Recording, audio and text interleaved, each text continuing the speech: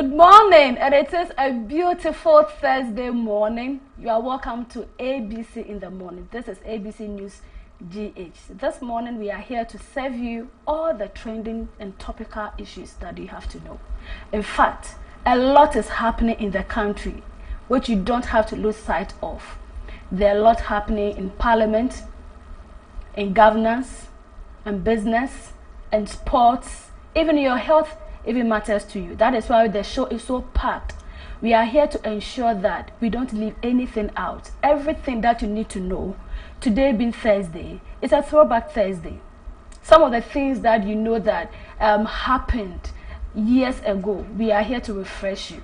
We are here to bring you all the details. What is happening when it comes to migration? Why are Ghanaians leaving? Why is the surge in people trying to relocate to the Western countries? What is the causative factors? What is actually happening? Are we going to lose our industrious youth? And then how are we also going to ensure that the economy bounces back? And then the show, we also have our sports, where my colleague Eric Kumi Kisiedu will come by and then bring you all the latest in the world of sports. Melo is on standby to also come and serve you with all you need to know about your health. Your health matters a lot. We also have our main discussion where we look at all the topical issues. Today we are bringing you extensive, comprehensive discussion and analysis on all the happenings in the world of fighting corruption.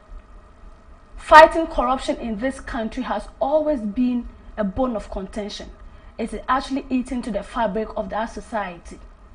Government, successive government, the current government, they've all made efforts to fight corruption. However, the president-elect, John Dramani Mahama, is out with a list and a team to ensure that every information that needed to be put in place to fight corruption. There are a lot of issue discussion is going on social media. Many are questioning even the formation of the team. They are questioning their mandate. They are questioning the already existing institutions, and then the conflicting issues about this formation. And then also in business, crop farming. How much do you need to start farming? Ghana, as we all know, is a country in agric. How much do you need? Do we need to upgrade our farming mechanism? We'll bring you all that on Business Fix. And then also, the executive interview is there for you to sell your brand, to market your product, to market your services. So we are here. If you are watching me, and today is your first time watching ABC News GH, we are here. Our doors are open for you to market your products. Let's come to your place, your office, share your materials with us, share your visions with us. We are here to ensure that the opportunities that you need out there will be the gate for you to market your services and then your products. My name is Ohimia Amponsa. You can reach us on our social media handles, ABC News GH _ ABC News GH _. And then also you can also visit our website on www.abcnewsgh.com. abcnewsgh.com. Let's get interactive. Up next is Front Story.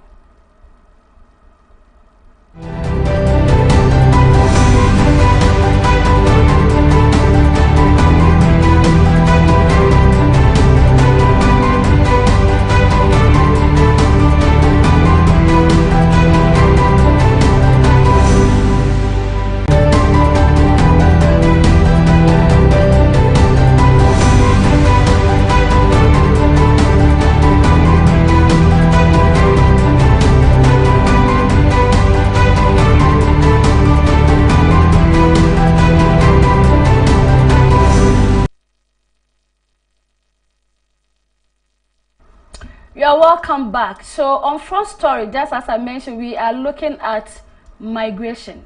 So there's a report released by the CDD. A recent report by Afrobarometer has revealed that nearly half of Africans have considered leaving their home countries.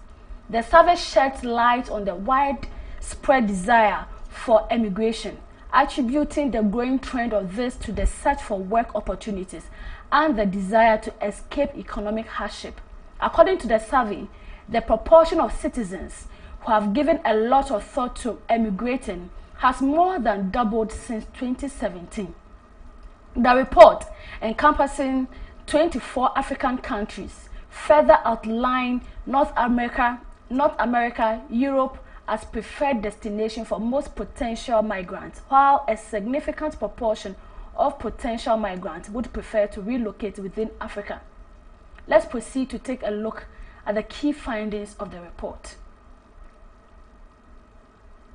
So on average, across 24 African countries surveyed in 2024, almost half, representing 47% of respondents, say they have considered moving to live in another country, including 27% who have given emigration a lot of thought.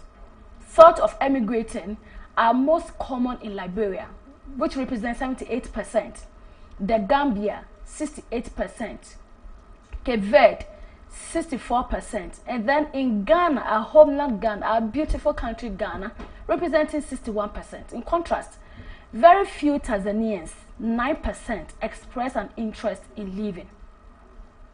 On average, again, across 22 countries surveyed consistently since 2016 and 2018, the share of citizens who have thought at least a little bit about immigration has increased by 9 percentage points, with double-digit increases record in Liberia, representing a 28% point, Mauritius representing 27 points, Nigeria representing 21 points, and then in Ghana 20 points. Cameroon has 15 points, Namibia 12 points, the Gambia also 12 points, and then in Zimbabwe 11 points.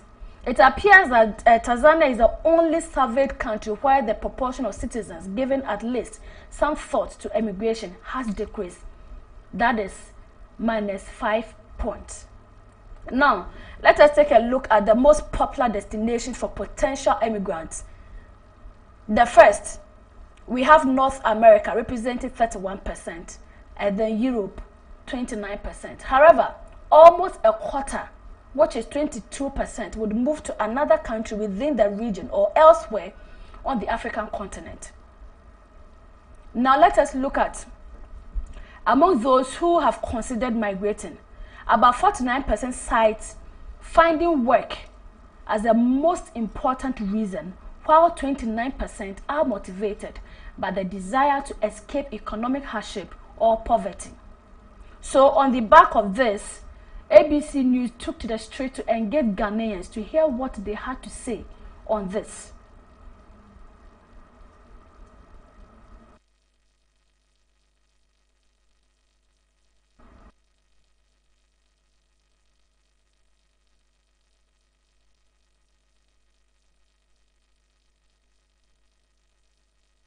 I want to travel out because of my work. I'm a tailor. So I sew for ladies, man, all those things. So I believe in this country, the work is not moving like that. But I believe if I go to outside the country now, maybe something can change or anything. I have no one there, and I don't want to go there. There's nothing wrong with staying in Ghana.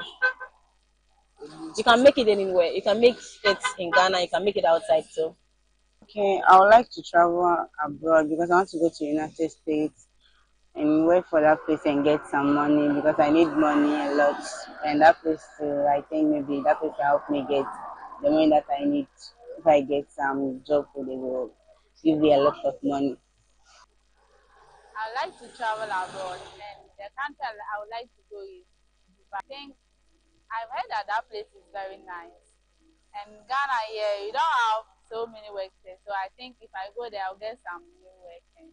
Oh, the interpretation to cancer. Ghana has Sikano. It's shut. Answer now being a scarborough blind. This is why you almost bear 50 years. As well, pension one. The Jaunya Kakra now to Kakwa. Jacobana near the Brobit said the name of Busiare Abobla. The interior persevere to quite.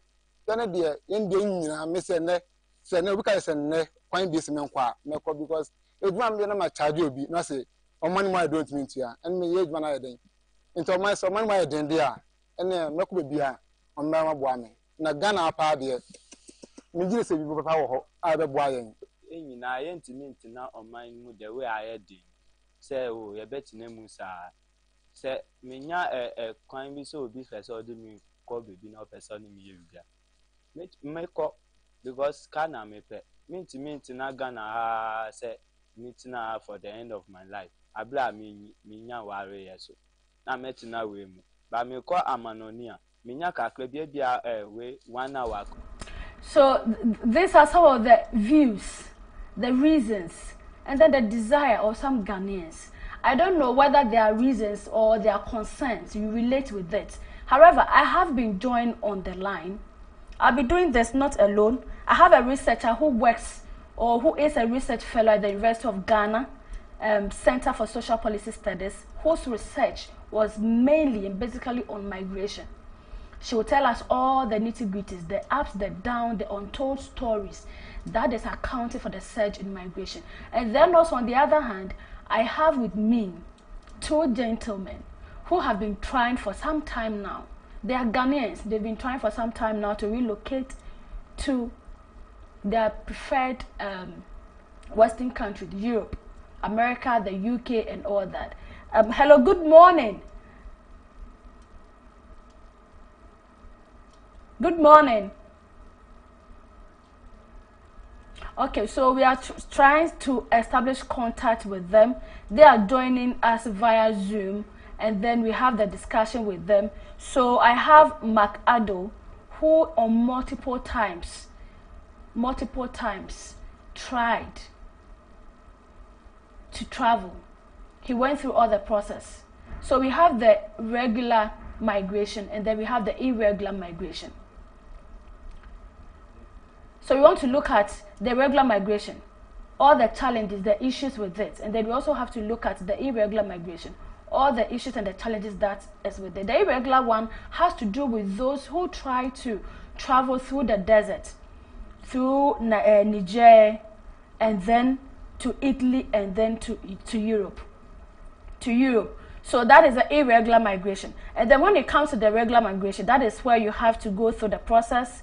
You buy your forms, the application forms, you apply for it, they open the portal for you, you fill and all that. So that is that.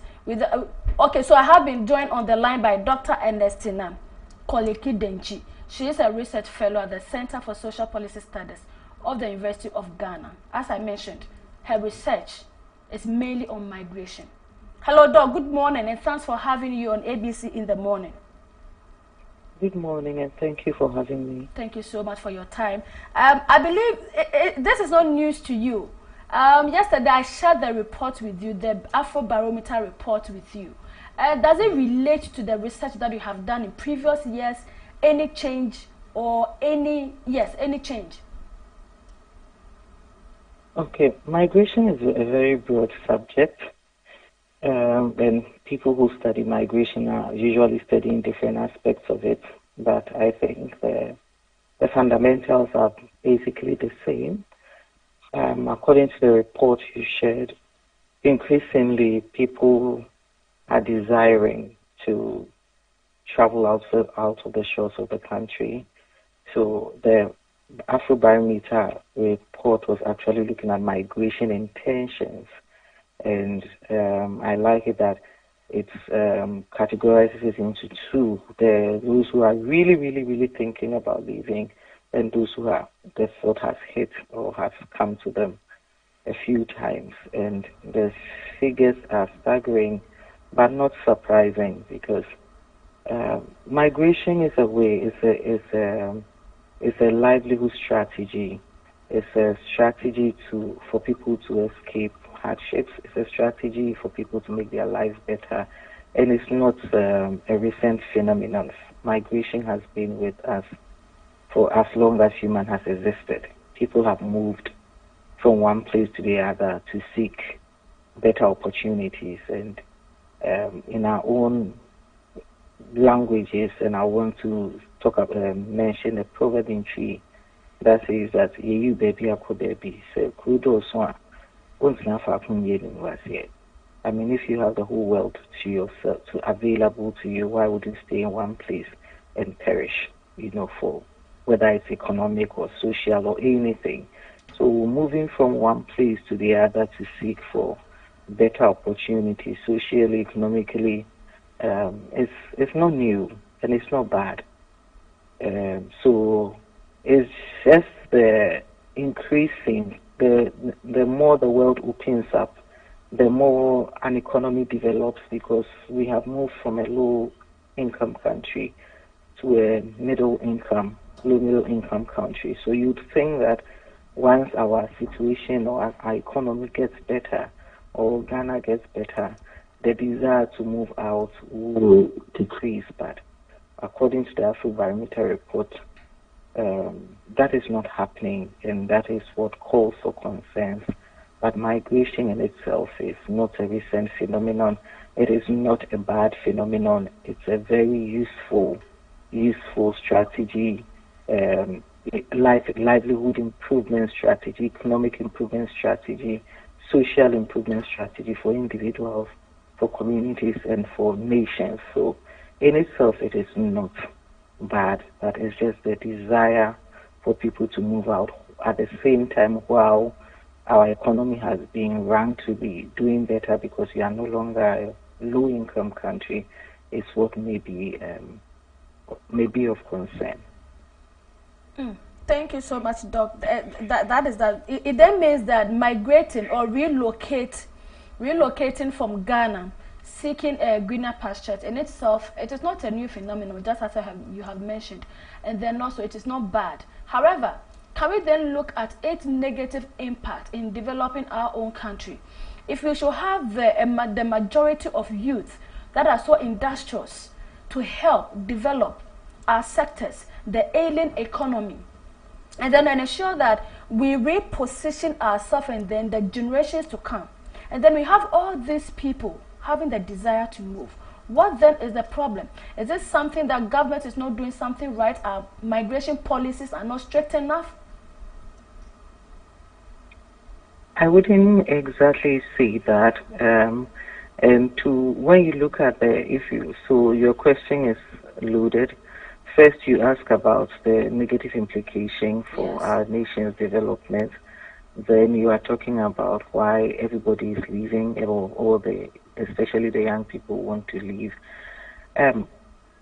Initially, as I mentioned initially, migration is profitable, especially in a world where the world is a global village now. The world is open. You can be in Ghana. You can live here and there at the same time, thanks to technology. So I wouldn't even say that if people move out in their numbers, our economy will be ailing, because there is apart from the remittances that migrants send, and then their household, to improve their household. In Ghana, between 2022 and 2023, the remittances that we receive, we are told, according to the World Bank reports, that it's 6% of our GDP. And that may be just the same amount that the UNESCO says that we should make available for education in the country, So that's how much comes in. And it's also exceeded, if you put together foreign direct investments that people come to make in the country and official development assistance that come into the country. So when you look at these numbers and what remittances do even for the financial health of the economy, you won't brand it as bad, or you won't.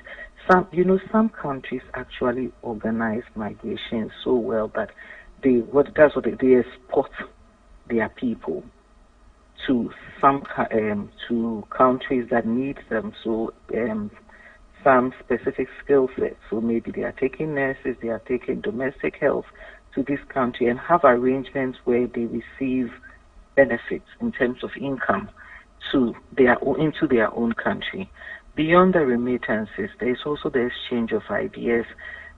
So we for a very long time we talked about brain drain, but there is also a lot of study that is talking about brain gain. The skills that our people obtain saying when they travel, especially when they go to Europe and North America, and the skill sets that they acquire and they bring back to give to society. Hometown associations in this country coming all the way to give back to our healthcare, education system. So you wouldn't necessarily call it a loss.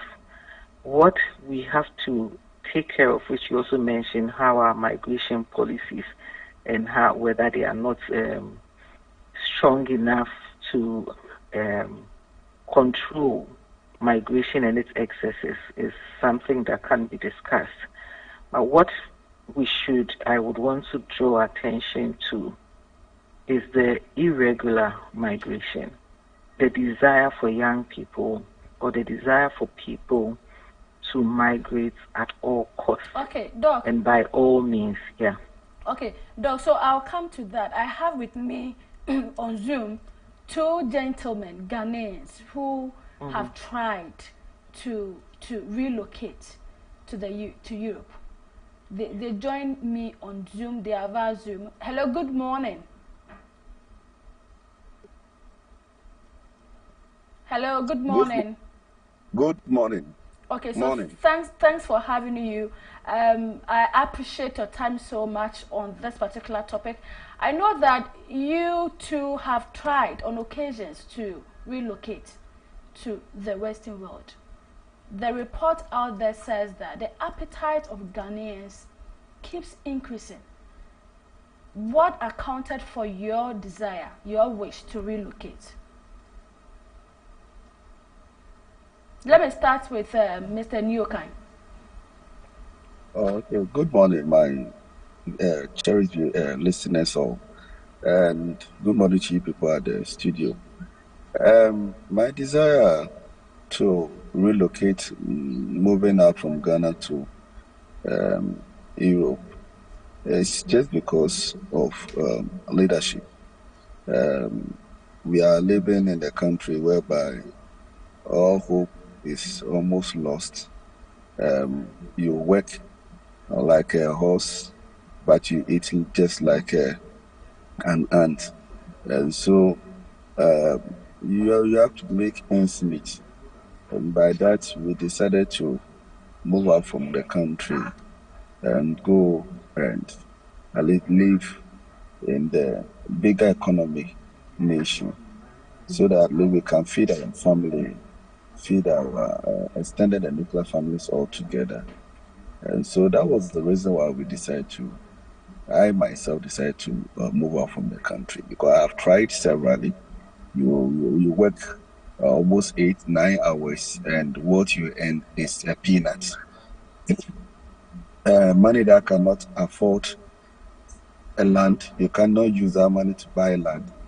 Put up your own house and cater for your family, marry your children, your nephews and nieces, and other stuff, and just a few number of people enjoy the bigger peak of the nation, whilst the masses are suffering. So I decided to move out, and that's it. And if you look at from spiritually, it has always been Abraham had to move out from wherever he was, travel. Then he became blessed, and things become better. So is it a mindset thing? Is it a mindset thing that if I don't check out of Ghana, I will not live a meaningful life? Is it a mindset thing for you? Yes, it's almost like 99.9%. It's almost 99.9%. You know, until you move out from the country, before you know, if you study just the way Doctor was elaborating, you know. Almost all people that have survived and they are living better life in Ghana, and they are the big men that we call them. They never stayed in Ghana.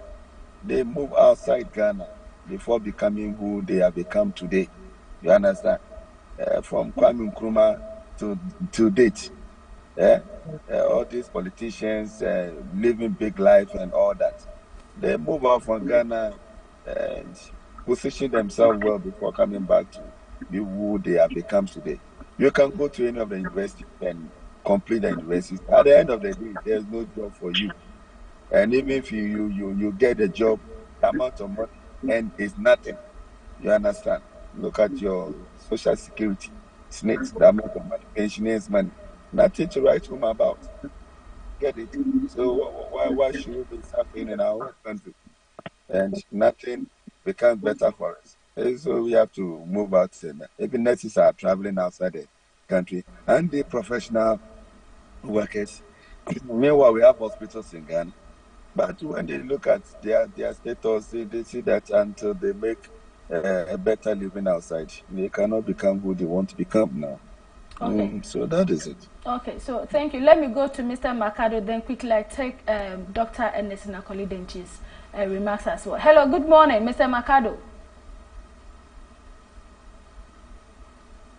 Yeah, good morning.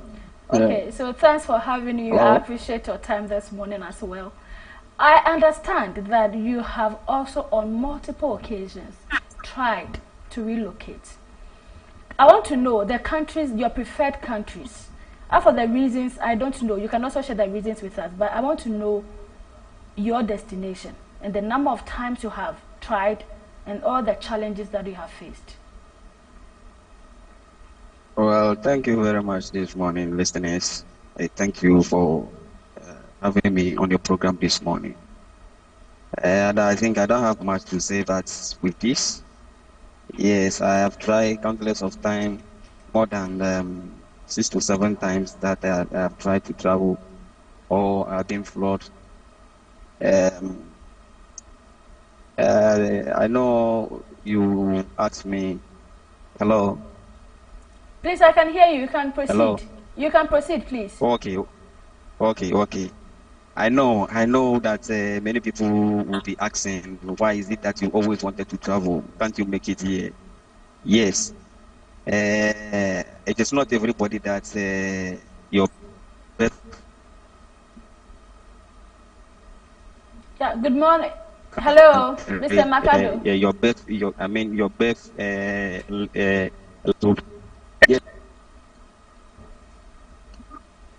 Hello. Yeah, Mr. Makado, please, I can hear you clearly. Kindly proceed. Okay, so I think we have lost Mr. Makado. Dr. Denchi, please, are you there? I'm here. Thank you so much. So, what is your take, first of all, on what one of my guests shared, his reason, and then we move on to the irregular migration as you wanted to touch on that? I think that Mr. Nyokai just reiterated what the Afrobarometer report also revealed, the reason for the intention to migrate. I think the top 2 reasons that were to escape, to look for better work opportunities, and also to escape economic or hardships, or to escape poverty. So, and that has been at the when we used to do the push-pull factors of migration. Those were the key push factors. People wanting better work opportunities or people wanting to escape poverty. So that is no new. Mr. Nyokai has just confirmed what the report says and what we already know. And with the increasing hardship in the economy, this is becoming more and more relevant, and people are becoming more and more desperate to move out. So he has just reiterated what we know. Okay, so Doc, you were then proceeding to touch on the irregular migration. Can you now continue? Yes, so with that? I was hoping that your guest would tell us how they had tried to travel. Is it through the regular, trying to apply to countries, obtaining visa to go, and then the attempts had failed, or they have tried the other routes, which we call the irregular migration. Yeah, so I think Mr. Makado was then proceeding to that particular angle where he's, yes. Yeah, exactly. So yes, the desire, of course, if the desire is for better work opportunities and to escape poverty, you would want to aim for countries that are better off than your country. But increasingly, these countries are becoming more and more stringent on their qualifications or criteria for travel, so that majority of the people that want to travel out of Ghana do not necessarily meet the requirement for travel, whether as tourists or so people want to go as tourists at first, and then they will stay in the country as undocumented. So they migrate regularly. They overstay their visa, the duration that is allowed, and then they become undocumented, and some find different ways and means to get documented. Others stay forever undocumented and do all kinds of stuff to survive in the host country. But what it is that increasingly, majority of the people who want to travel do not meet the requirements of many of these receiving countries. So then the use of routes that are not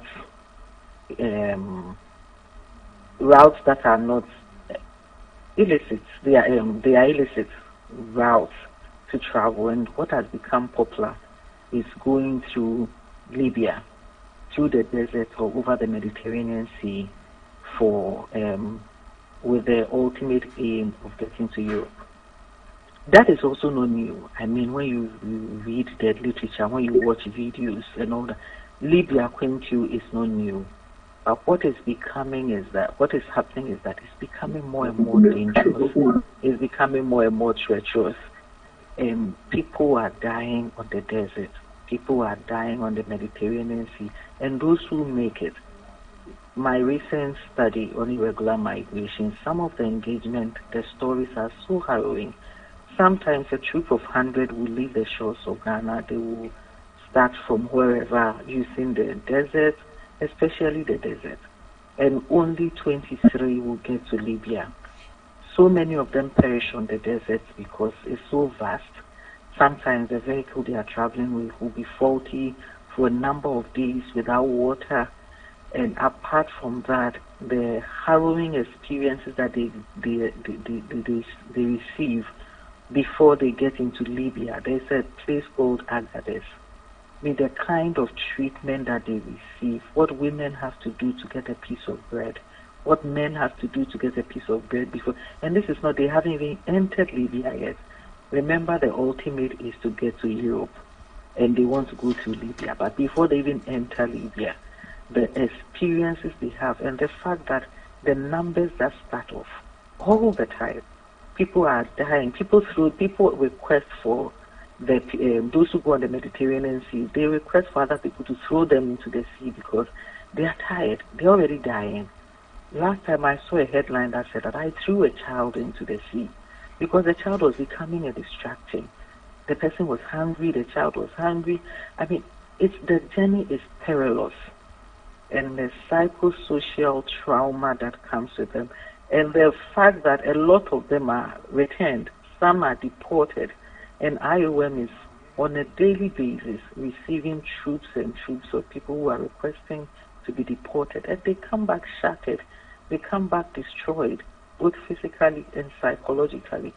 And then they become a burden on the nation's budget because Ghana Immigration Service, Ghana Health Service, everybody is chipping in to make sure they reintegrate. That is the challenge. So while we are not against migration, while we say migration has so many benefits, it's just let me use the language, the do or die state of people that say that, you know what, I'll try at all cost. Whatever happens, happens. That is what is scary. And even for those who have gone through the experience and have been deported or found their way back, they want to go back. And sometimes my mouth is open wide when I ask, my jaw drops when they say that I want to go back to Libya. After recounting all these experiences, the human rights abuses, the torture they go to, some are imprisoned, no health care, they go to, and then once they come back, you'd think that they want to stay.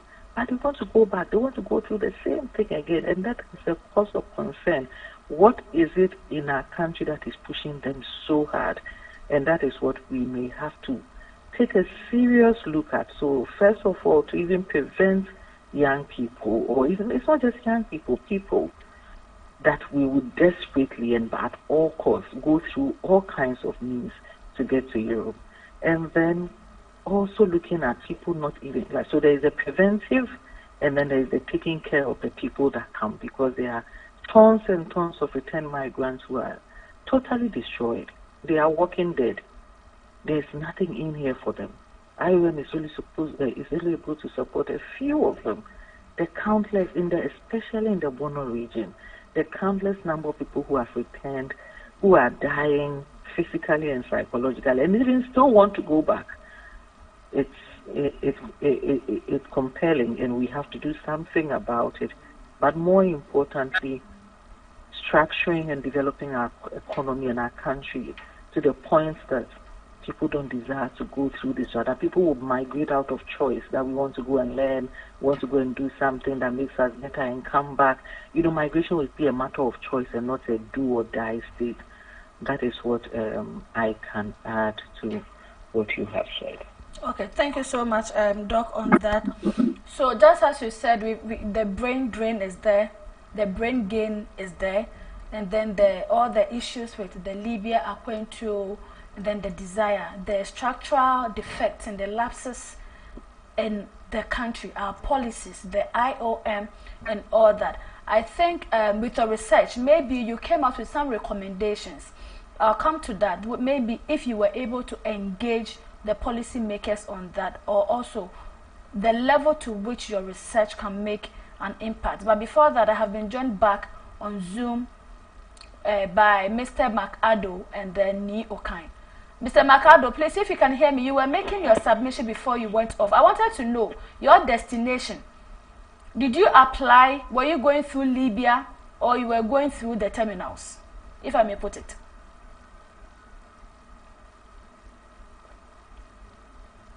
Yeah, hello, Mr. McAddo. Hello, Mr. Addo, please, can you hear me? Please, can you unmute yourself so that I can hear you properly and clearly? Okay, we are losing Mr. McAddo over there. Please, if you can hear me, kindly unmute yourself so that my audience will have a feel of what you are saying. But Mr. Nii Okan, please, if you can hear me, I wanted to know. Okay, so I want to know your destination. Were you going through the terminals, or you were going through the Libya or the desert? Okay, I wanted to go through the terminals, and my destination was to US. But before that, I had to. I went to the embassy, and so they asked me for traveling experience. So I have to travel to Morocco and stay there for about a week plus, then return back, and then apply my normal to United States embassy. So I did that, but rather unfortunately, they did not give me the visa. Who advised you? Who advised you to travel all the way to Morocco before you get the visa? Who advised you? Oh, okay. My first time of going to American embassy was in 2009. So I went there, and the counselors asked this question: have you traveled before? And I said yes. Where? I said the regions, and he said no. I have to move beyond that. I said which region was that? I told him I've traveled. If I'm in Accra and I travel to Kumasi or Koforidua, he's traveling now. So you thought traveling to Accra or Kumasi would guarantee you a visa? They asked me. I didn't. In fact, I did not know that you have to travel outside the country. Before. But the question is, have you traveled before? I said yes, I have traveled. And so they asked me where. I said I've traveled within my country. I've gone to Kumasi, Togo, Aflawe, and all that. And they said no, I have to move beyond. I said okay, so I should go and come back. That prompted me to come back again, do my homework, and then travel to Morocco. I went to Morocco straight even to the border of Spain, Ceuta. You understand? Then I came back with my passport, thinking that they will give me access to the United States. I came back, and they did not give me. They refused me again. And the question they even asked me that, in fact, made me annoyed more is you asked me I should go and travel. I travel, I come back. You will give me it. I've gone and I've come back. And then you asked me, where am I going? I told you I'm going to Harrisburg, Pennsylvania. And he said, for what purpose? I said, for a conference. So then you asked me, what next after the conference? What I said, after the conference, the people I'm going to meet them, they will take me around on tour. You are asking me that some of the top stations that I'll be visiting. And I told the people I'm going to meet, they are the ones to take me to where they think they know best. For me, I don't know anywhere. They know where they have to take me. If they are going to take me to Niagara Falls, it is them. They will take me there. I want to choose for them. And they asked me, and I didn't give them. So because I did not give them one of the tourist sites that I'll be visiting, they refused the visa. Can you imagine? So you were heartbroken, right? You Yes, were not happy. To you invested so much to go to all the way to Morocco. In fact, you were seeing Canaan, but your leg, you couldn't get there. You could see Europe. You wanted me to be in flight. I'll be in flight. This I didn't go through Libya, neither the desert. I didn't pass through this Sudan, Niger, whatever. I did not do that. I've gone through. I could have stayed in Morocco and moved to Italy straight because from Morocco border, Ceuta after Tangier, after Tangier, go to Ceuta. Ceuta is Spain in Morocco. Morocco is Spain. Okay. But then entered and gone. But I wanted to do my direct flight thing. Then at the end of the day, I come. You refuse me after taking my money. So will you try again? Why wouldn't I try? I will go again. Now they refuse me the entry through this place. I then move through Morocco, then move through the distance. So I'll maybe pass through this embassy thing whereby they'll be taking our money and refusing us and whatever. You understand? You want a regular go and you don't want us to do irregular. And now I didn't want to do irregular. I wanted the regular thing. Whatever you asked for, I've done it. My bank statement, everything was correct. You know, so, mentioning the bank statement, we also know that some people, for the desire to travel, sometimes fake the bank statement. They do pay middlemen to fake the bank statement for them. I want to know, were you doing the application yourself, or you were going through the tour agencies? I'm coming. Do the agency, the American whatever, do they go to the banks and be asking and whatever? I have saved my money. I have saved my money for years. For years. So if you have such an amount of money in your account, don't you think you could invest in this country and still live the kind of life that you want? The rate. What is the dollar rate to the cedi? Is the dollar rate to the cedi the same? So I do this investment with this my little money here, and at the end of the day, this dollar rate cedi thing will just collapse my money, my little ending. It will just break it off. That is the hope is not there. The hope is not there. You understand? The hope is not there. If you are investing, everybody, all these business gurus that they are doing business in the country, ask them, don't they get a cushion outside which help them to sustain their businesses? If they are doing local business with no other money coming from outside, whatever, to sustain them, they would all collapse. They will not be able to run any business in the country. They will not be paying their workers. Go and ask the Despite and Co, all of them, all these big whatever. There's a cushion. If not so, there may be corrupted money from somewhere that they are chopping. Okay, so to you, at all costs, you travel. Yeah. At all costs. I will travel. Okay. I have to change my family pattern. You know, I have to change. Every home you enter in Ghana here, that you see that there's better movement and better education, whatever going on there. One or two people are outside the country feeding their family. They have become the sustainers. They are sustaining their family with fun.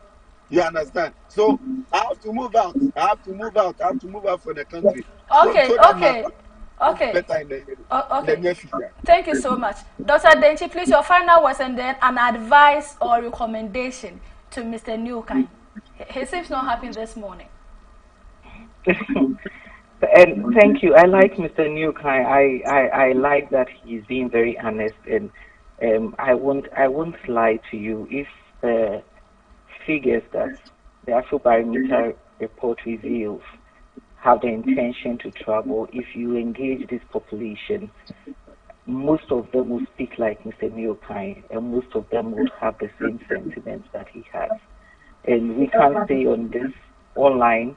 We can't stay on this program and advise anybody against that, because this is a feeling, or this is an intention that has been nurtured over a long period.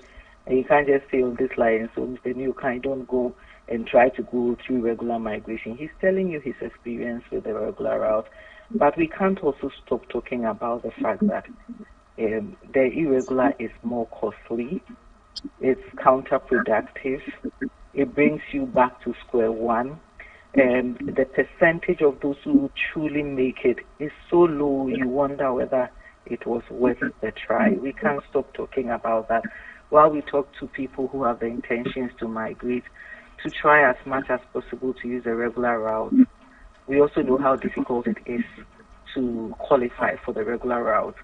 But we are also hitting home that the irregular, what we are seeing with our eyes and hearing with our ears through our day-to-day study, is telling us that it is not worth the effort that it is put in.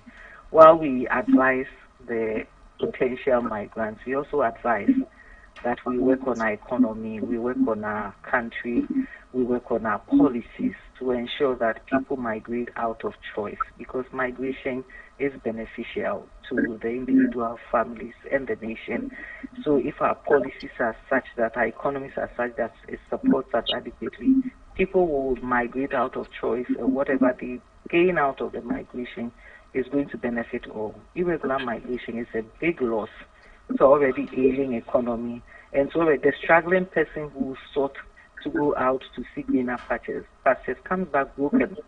So it is a loss to the individual's family, who now have to take the person in. And some families contribute to give people money to set out on this irregular route. So the family would have lost money, and they will come back. Sometimes the family member doesn't come back at all. They lose them. Sometimes they come back as a liability. So it's something we want to encourage. So we have to advise both sides. Those who have the intention to migrate, and then our leadership and our economy, that we work on developing our own economies, so we don't push our people out to such perilous, to take up such perilous endeavors. Okay, so thank you so much, Dr. Ernestina Koleki Denchi. She is a research fellow at the Center for Social Policy Studies of the University of Ghana, Lagos. She came through, she's a researcher. She has done extensive research on migration. So she knows the in, the out, and all the issues about migration. And she has shared her thoughts, her paperwork, the challenges, suggestions, recommendations, policies that government has to ensure that it comes to play. Thank you so much, Dr. Denchi, for your time. Okay, so let me take the final words of Mr. Nuke. Mr. Nuke, please, are you on? Hello, Mr. Nuke, please, are you on?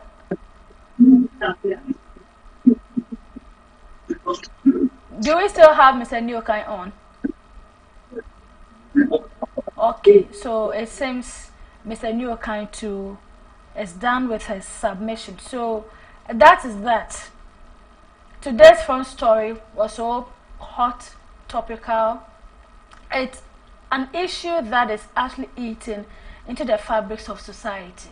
Migration, relocating to Europe. We are having the brain drain. We are having all the issues. Our economy and its development, it's also at stake. The country needs myself and then you to ensure that we develop it and we position it well.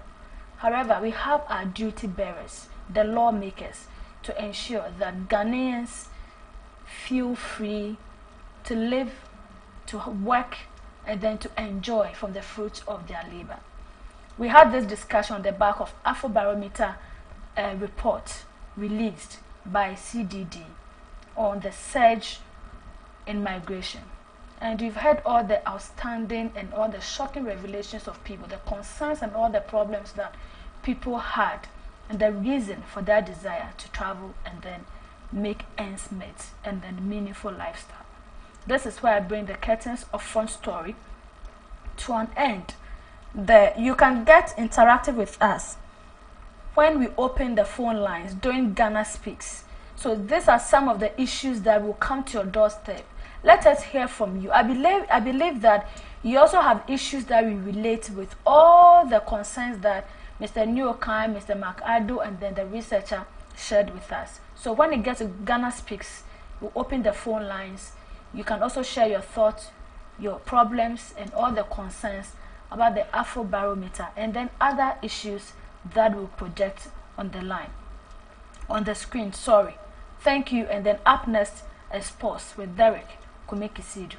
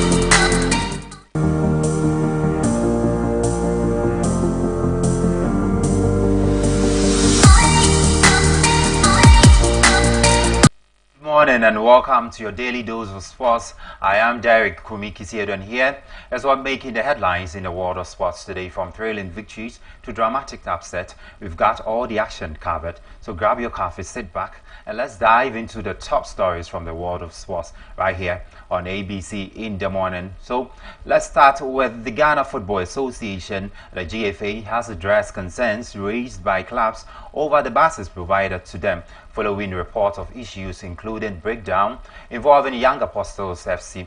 Now, according to GFA Communication Director Henry Asantichum, the competitions department has instructed all clubs with grievances to formally submit their concerns for resolution. Now, explaining the rationale, Asantichum emphasized the importance of legal ownership.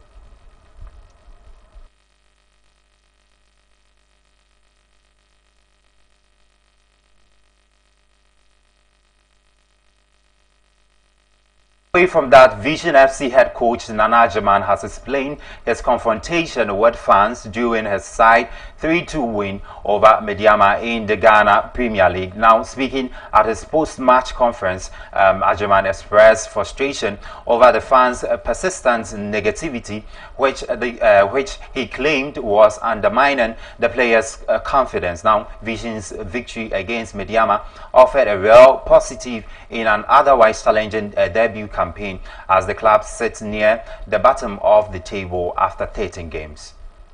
Seen teams fall to Mediama, so coming into this game we're a little bit cautious. If you look at the way we approach the game, you realize that we're a little bit cautious. We weren't pressing too high. We're using the middle to high pressing, which really worked, because then it didn't give them much opportunity to be able to penetrate or get behind the lines, which was really good. So I think that playing against a team like that and winning 3-2, it's always close to my boss. Yeah, I would have been. I mean, if you're playing home and then you lead by 2-0, 45 minutes, and the opposition comes back to equalize, it's a little bit nerve-wracking, and of course I would have been very disappointed. I think that the red cards didn't help, because Edmond was our offensive transition unit. Every time we win the ball, we're looking for Edmond. He's very good with his 1v1. I think that after the penalty, he didn't play the penalty, and after we lost the penalty, I think it broke him a little bit. And then when that incident came, he actually retaliated and he got that red card. So getting that red card and we trying to regroup and then put the boys.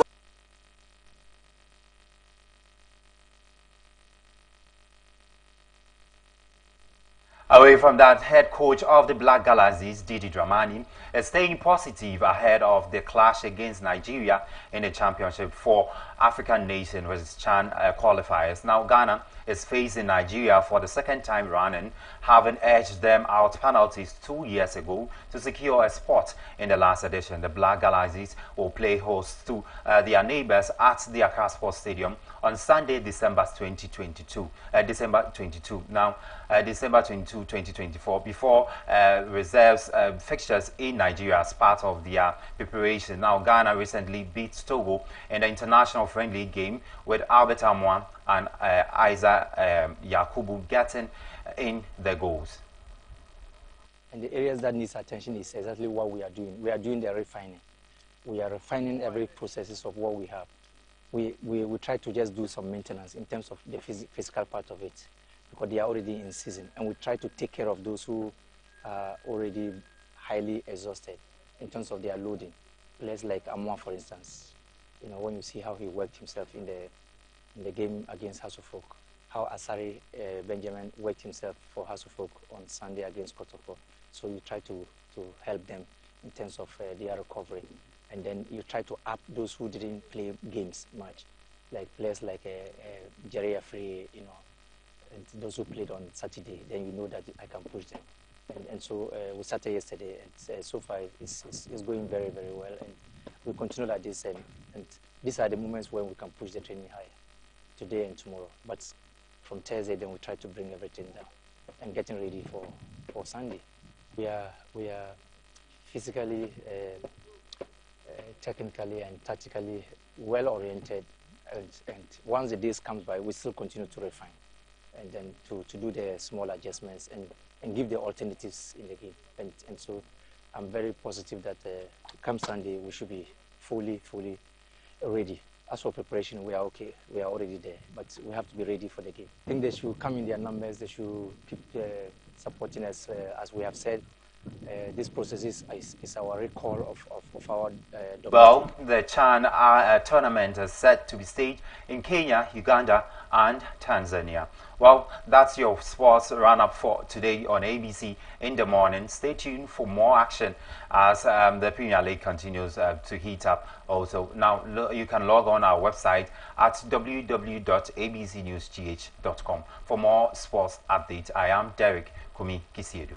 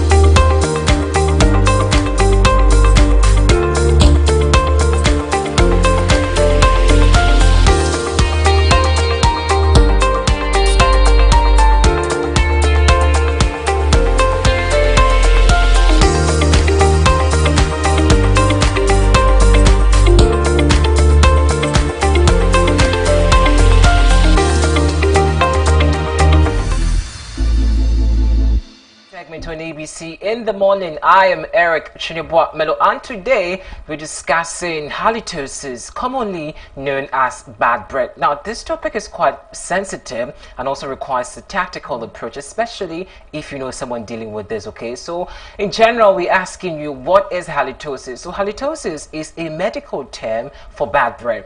Now, while it is often linked to poor oral hygiene, there can be various underlying causes, including health conditions like dry mouth, heartburn, or disease affecting different parts of your body. Now, it's also normal for anyone to experience bad breath occasionally after maybe consuming strong foods such as garlic or onion. However, chronic halitosis, persistent bad breath that doesn't go away, could also indicate an oral health issue or another medical condition. So halitosis is quite common, affecting about 1 in 4 people worldwide. The one research study that combined findings from 13 medical journal articles found that approximately 31.8% of the population suffers from halitosis. So this should tell you that it is very common, and day by day we do experience that. But what are the causes and symptoms of this halitosis thing we're talking about? So the primary symptoms of halitosis could be as a result of the foul smell breath that seems to linger. So this odor may be very strong enough for others to even notice. Now, the most prevalent cause of halitosis is poor oral hygiene. That is the most common thing you would experience, or could cause halitosis. Now, inadequate brushing, flossing, or routine dental cleaning can also allow harmful bacteria to thrive in the mouth and leading to several oral health issues, including cavities and gum disease. Although poor oral hygiene is the main culprit, other factors also may contribute to bad breath, such as dry mouth. Saliva also, we do know, helps cleanse your mouth. So insufficient saliva production can also lead to halitosis. Now this condition, again, such as smoking and certain medications, can cause you dry mouth. So once your mouth is dry, it means that you have to moisturize it, not as in putting anything liquid, but you have to drink in a lot of water just to make sure all the bad odor in your mouth is being washed away. Rinse your mouth often. It's important. Also, tassel stones. Now, when food particle becomes trapped in your tassels, they can also harden into your calcium, which is the deposit known or tassel stones, or I should say tonsillates in your teeth or in your mouth. It's very common. A lot of people, after taking in a lot of food, they forget to even, as I said earlier, rinse their mouth, and the food particle gets stuck inside. Again, infections or respiratory infections like phenomena can also produce foul smellings, and can also make your mouth or your breath very much uncomfortable for people. Diabetes is also a symptom or a cause. Now, individuals with diabetes are at a higher risk for a gum disease, which can also complicate diabetes management by elevating blood sugar levels. And so once you eat a lot of sugar, you consume a lot of things that are very sugary, and you also know that you're at risk of getting diabetes, or perhaps you're even a diabetic patient, well, your chances of getting halitosis is high. But it up to you if you pay attention to your oral health very carefully and you visit your doctor regularly. Again, people living with liver conditions or disease, when these organs does not function properly, they also fail to filter toxins from the body, potentially causing halitosis. Now, how can we prevent this halitosis? Because day by day we do experience these things in our community, in our workplace. Sometimes you sit by someone in the car and the person is talking to you, you actually would have no option than to resort to wearing nose mask. It's quite uncomfortable sometimes, but to maintain halitosis or perhaps deal with it, it means that proper hygiene is the best way to keep your mouth or your fresh breath very much secure. So here are some essential practice you have to consider doing often just to prevent you from getting halitosis, or perhaps someone embarrassing you in public and say, I think you have a very uncomfortable breath. I don't want to. It's very hard to tell someone that I'm sorry, I don't like the breath from you, or your mouth, sorry to say, stinks. It's very difficult to tell someone. But things you could also do for yourself is to brush your teeth twice a day for at least 2 to 3 minutes each time, and also floss once a day. And don't forget to clean your tongue, especially the tongue. Now, we all forget that the tongue is the most crucial part of our mouth.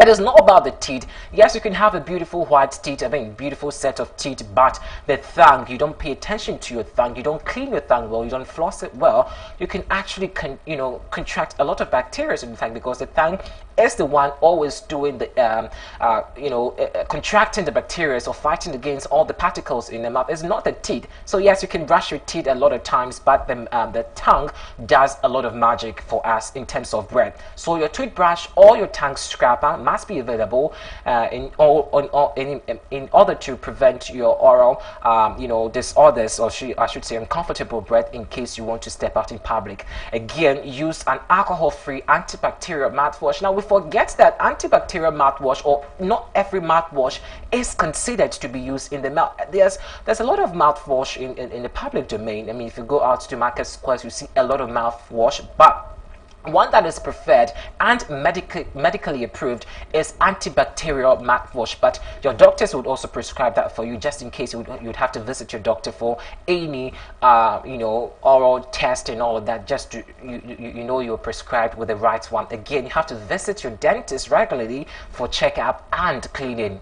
We don't do that. How often do you even go to the hospital or the dentist to even check your teeth? We don't, until we have something serious, like perhaps a tooth decay or something that is actually not going so well with our mouth, before we rush to the dentist. But it's very much important that we visit our dentist at least twice a year, at least, or at most. Let me just put it that way. Again, while people should also see the dentist every 6 months, some also may need to frequent visits to ensure oral health. So while once you're doing your own part of the, cleaning your mouth and ensuring that your hygiene in terms of your oral health is secured, often visit the hospital or the dentist. Very much important. Again, drink plenty of water to help prevent dry mouth. I said it earlier. We don't really pay attention. Now, water is very essential for the body and for the mouth especially. Imagine you waking up a whole day, in fact, a whole day without drinking water. Just as you see on your screen, sometimes you just have to blow air in your mouth, in your palm, and just inhale it yourself. So if you inhale it yourself and you feel that, I feel like this breath is bad, then it should tell you that something is not right with you. So the breath that you feel uncomfortable inhaling, that should tell you that sometimes when you speak, a lot of people feel uncomfortable about it, but they're unable to tell you. So sometimes you also have to incorporate doing like blow air in your palm and smell it yourself. If it's comfortable for you, you're good to go. If not, it means you have to pay attention to that. Again, avoid alcohol and caffeine or tobacco products, as they can also contribute to dry mouth. So in general, dry mouth also contributes to halitosis or bad breath. Now, what's the best technique for brushing your teeth? You don't have to wake up and say, I'm in a hurry, I have to get to my workplace on time, so I have to brush my teeth anyhow. Now, there are steps and techniques you have to follow in making sure that your teeth and your mouth is fresh and open for everybody to also inhale your fresh breath. Again, you have to use a soft bristle toothbrush that adequately reaches all areas of your mouth. So it's not any toothbrush you have to resort by to. Some toothbrushes are very hard, and you think that the hard brush is the one that actually going to remove all the bacteria in your mouth. Bear in mind, I told you earlier that it's not about the teeth, it is about the tongue. So you can have a beautiful set of teeth, but the particles on your tongue may not be so appealing, or I should say very comfortable in terms of you having a lot of bad breath over there. Again, hold your toothbrush at least 45 degrees angle toward your gum and use short strokes. I wish I had, what do I even say, like presentation, so you can also have a feel. Maybe next time I'll do that practice, or we can also have a medical practitioner teach us on that. But generally, it has to be 45 degrees away, from your mouth, so you can actually be able to brush accordingly, up down like that. Yes, one day we'll do techniques on that. Again, avoid pressing down hard while brushing. Now, people think that aggressive brushing or using a hard bristle toothbrush is the cause of the gum recession, or perhaps would be the one to clean their bad breath or their odor and all. I told you, it is not about how you brush. It is about how you pay attention to the details of the particles and the part of your mouth. Your tongue especially is very much important. Pay attention to your breath. Sometimes do a thorough check on your mouth. Blow air often. If you don't take in a lot of water often, I want to ensure you to do that, because it also contributes to ensuring good oral hygiene. If you don't do that, you always have bad breath, and that is very much uncomfortable. It's very painful to tell someone that I don't like your breath. They feel like it's quite offensive, but that's the hard truth. Anyway, maybe in other health update, I would want to expound more on this conversation. But in conclusion, if you maintain good oral hygiene and still experience halitosis, then it means that you have to schedule an appointment with your dentist. And some individuals also would have to accumulate plaques more quickly, and may also require to frequent cleaning. So consulting a periodontist, that is a gum disease specialist, can also help you determine if gum disease is the source of your halitosis. So if dental health issues such as cavities or gum disease are ruled out, it means that the primary care physician can also investigate whether another condition is responsible for the bad breath or the halitosis. But additionally, consider a thoughtful way to encourage your friends or family to pay attention to their oral health. Some people may feel very embarrassed and also not even approach you directly about their condition. But if you notice that in any of your friends, there's a nice way to approach them and say, I think today something is not well with your mouth. Could you do something? Just a nice way, so you don't make the person feel bad. Well, that's all for health tips today. I am Eric Chineboa-Melo, and I look forward to discussing more health topics with you next time on ABC in the Morning. ABC in the Morning also continues shortly after this break.